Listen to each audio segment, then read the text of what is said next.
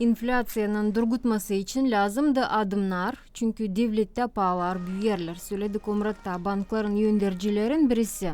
Последнее изменение произошло, если я Son büyütmek Ağustos'un 4'ünde oldu. Temel stavkalar büyüdüler 21,5%. Bu getirir ona kredi stavkaları birden büyürler. Kreditlerin stavkaların büyümesinin büyür yıllık prosentlerde. Bu politika getirir ona banklar savaşırlar paralarını korutma. временной лаг, скажем так. Есть время, когда с момента, как принимается решение, и, соответственно, как начинают расти дальше ставки.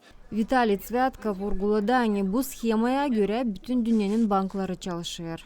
Bu orada depozitlar da büyüdüler. Если в начале года, скажем, Yılın çeketmesinde kreditlere depozitlar 4-5% kurardılar. Şimdiki vakıda 16%'da büyüdüler. Çıkır hani banklar insandan ödünç alırlar da onlar da pahalı olurlar. заимствует у населения, у предприятий временно свободные деньги. Если раньше средняя ставка была 4-5, то сегодня это 15-16% годовых. İnsan dilka yıl kreditlerin büyümesinden çok ahırlanırlar, nice banklarla ödeşecekler. Слов даже нету. Это очень большие, я не знаю. Laf yetişmiyor. Kreditleri kaldırdılar, insan nice ödeşecek Они borçlarını. на 100% подняли, это даже больше. Когда-то все равно случится. Bana kalsa bu hep o kadar ne zamansa olacaktı çünkü pahalar her yerde büyürler. Ужасно, ничего не Belli ki var kreditim, hepsi kreditle yaşıyor. Stavkalar büyük.